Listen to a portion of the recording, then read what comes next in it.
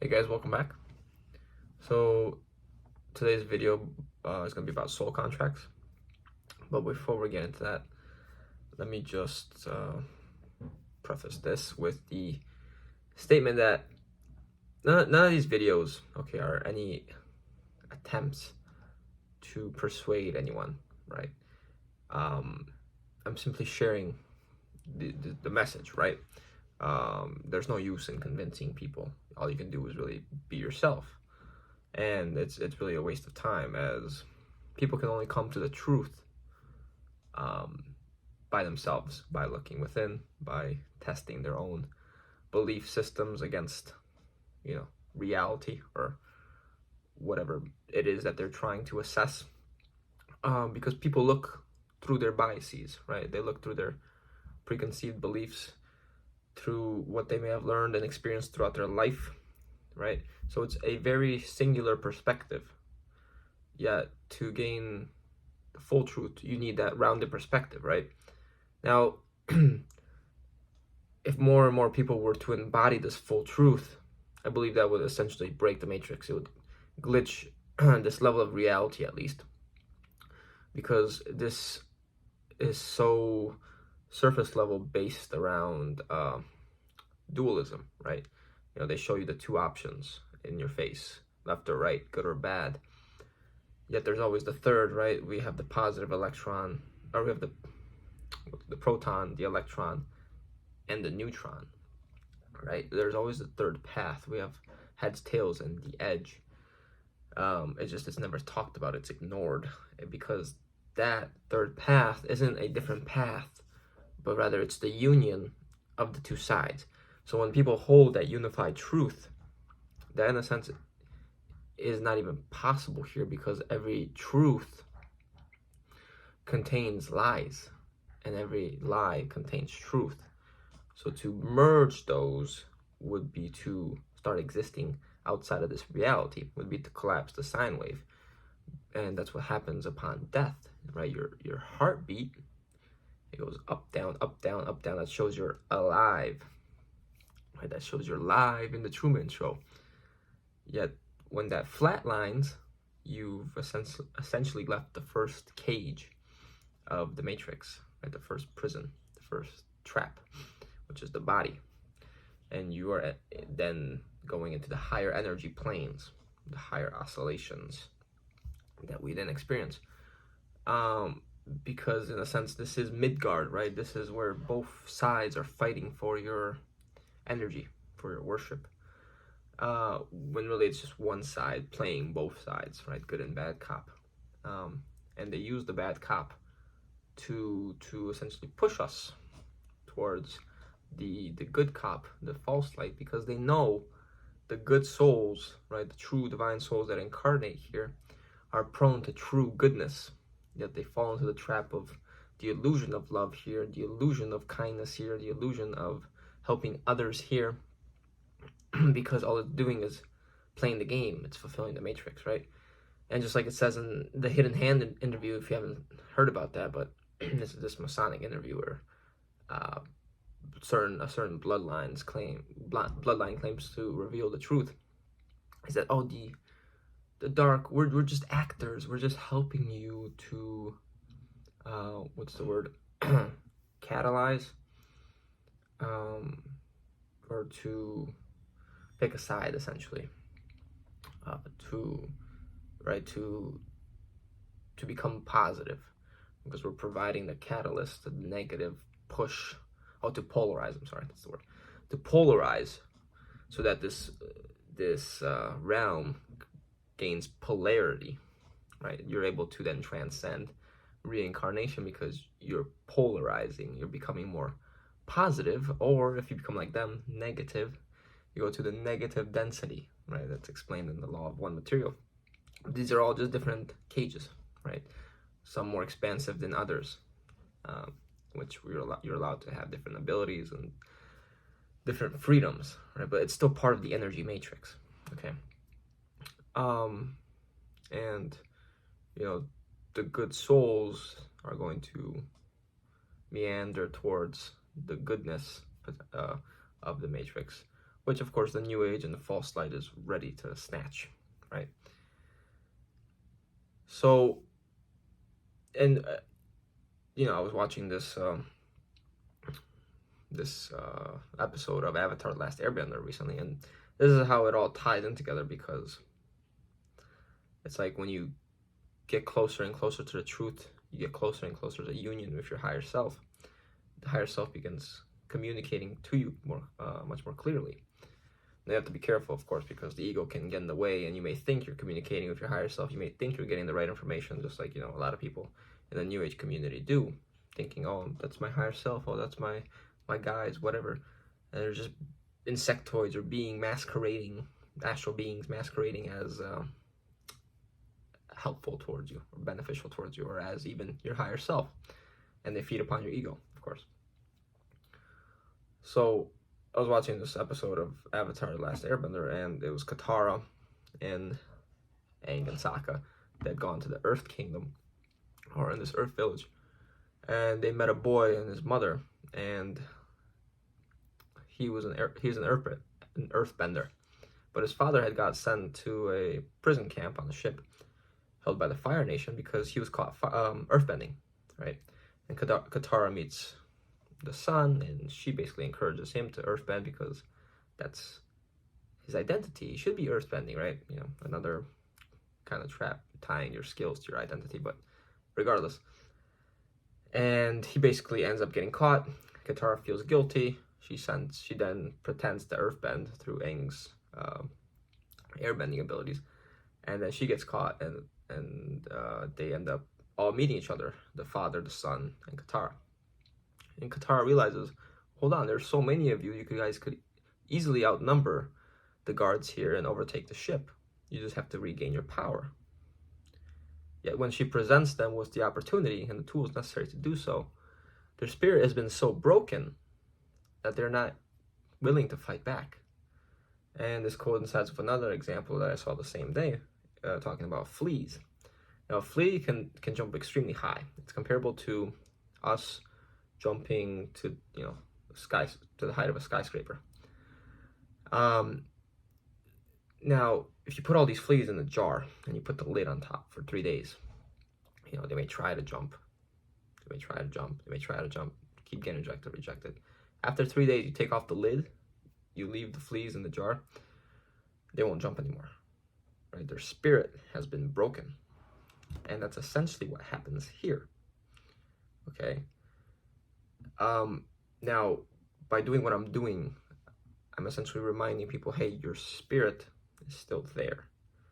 You have been misled by these contracts, and I know it's been 8 minutes, and we still haven't talked about the contracts, by the karma here, by the illusion of self-development and being righteous and a good person, and the illusion of 3D reality and all the matrix control systems, that you can't do whatever you want, that you can't be the full creator or source being that you are and manifest your own realities and basically run your own game. Because no, you have to listen to the teachers. You have to listen to these supposed higher beings than you that are controlling this energy matrix, telling you that you're not good enough, that you need to go back to Earth, that you're not developed enough, that you haven't learned enough lessons, right? And they keep you in this egg, which has now actually been broken by this arrival of Christ and its sacrifice for our karma, paying that karma, and you don't think that you can leave. So by sharing this, that's what I'm doing. I'm discovering the truth for myself and sharing it as I see it, which will hopefully awaken it in others as well, and remind you that you can leave whenever you want, that you don't have to keep paying karma, keep being attached to these things, right? And Katara ends up basically helping them find their courage again, and they end up leaving the prison ship together to then go retake their village that was also under control of the Fire Nation. But again, there's no fight. You don't have to fight the demiurge. You don't have to beat it, you don't have to destroy it. I don't think that's our purpose, because by simply leaving, we withdraw our energy. So it's just like a toxic relationship. You don't win by changing the person.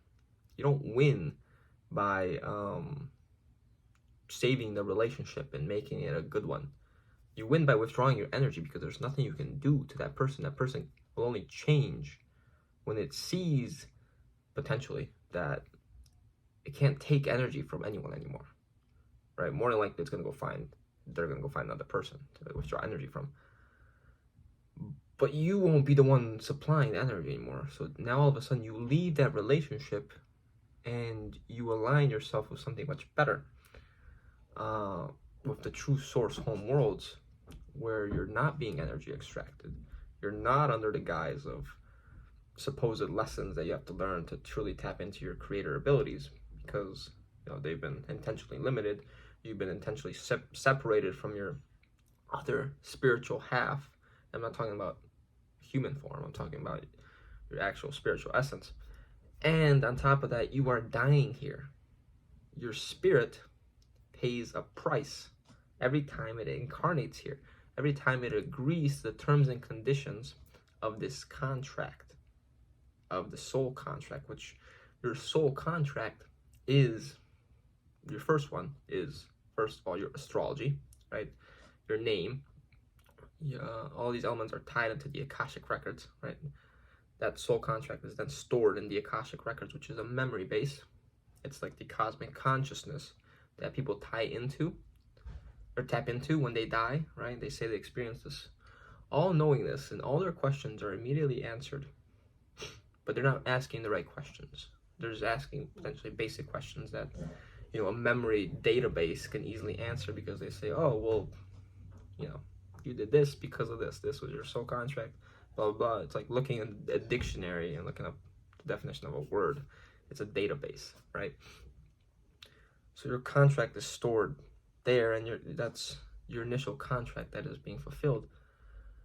And an essence of your spirit is constantly being degraded, constantly being fractured upon incarnating here. And at one point it will die. It will fully die, because this place is meant to die. It's a Ponzi scheme. And that can be compared to, your higher self sends aspects of itself here, right? Because it's fractured. So the male aspect is constantly incarnating into matter, whereas the female aspect is birthing more and more male aspects to reincarnate here, potentially. Now, that could be similar to, let's say, you as a person sending your consciousness fully into a virtual reality, with the premise that this reality is also virtual reality, is a simulation, right? So it's comparable, it's analogous. Then your consciousness is not in your body anymore, right? Your body basically becomes soulless, let's say. And you've now uploaded your consciousness to the computer. Well, if something were to happen in the computer, if it dies, just like the metaverse, it's a metaverse, it's a universe that's meant to die, your consciousness, where does it go? It's in the universe, it's in the metaverse. It will surely die with it, right? That's why this demiurge has already been judged, it has already been given an allotted time for which it will come to its end. And what they've been trying to do is prolong that through time dilation, to create the creation of other universes, through time travel even. But the loop is the snake feeding upon itself. And every time it feeds, it gets a little smaller and a little smaller.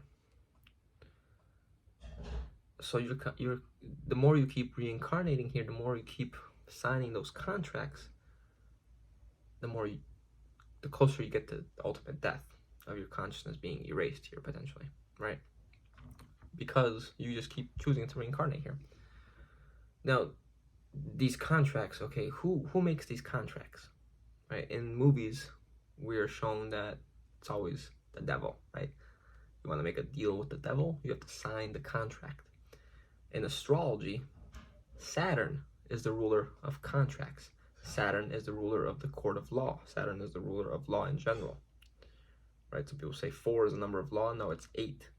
4 are usually the law breakers. 4 is represented by Rahu, the north node of the moon. It's the Saturn moon matrix, right? It's the dual poles, the opposites. Now these contracts are going to be tied to that element of consent. Okay, so every time you essentially meet a person, you interact with them, you give your consent to them in some way, you've now created a verbal contract, just like down here, right? And that verbal contract is created in the etheric, created in the astrals, and it is there. And whether it was unconsciously created, excuse me, or consciously created, it is there. And that's why being aware will basically alleviate you from karma, will alleviate you from these contracts, because that's what karma is. It's these soul contracts, it's these attachments that you have said, okay, that person, I'm attached to that person. Oh, baby, I will love you forever. Well, guess what? That person agrees to that. Oh, baby, you're going to love them forever. And, you know, they snatch you. They say, well, you have to go back to Earth because you said you're going to love this person forever, right? You said this is going to be a never-ending relationship. So they're waiting on you, right? Now, you can remove consent, right? Just because the other party still holds consent, you can remove consent. Now, this has to be done very consciously. And the more action you take in this earth realm, the 3D reality also manifests that more clearly in the astral. For example, if you have a toxic relationship with, let's say, one of your parents or a lover, you write their name on a piece of paper. You say, I withdraw all consent from this relationship with person, and insert their name. Write that down, and then you burn it. It's a sort of ritual. Right now, obviously, be careful with this. Make sure you set strong intent. And you can even do this in your imagination, right? Your imagination is what creates worlds. But it's more pertinent in the physical. That's why all these sacrificing rituals have such strong effect, because it's an energy extraction. Well, this is not an energy extraction. It is an energy extraction from that contract back to you. It's an energy withdrawal. And you could actually even term it more as a spirit withdrawal, because your consent is your spirit rather than energy. Or even both, because you're supplying energy to that person, right? So that makes sense, yeah. But so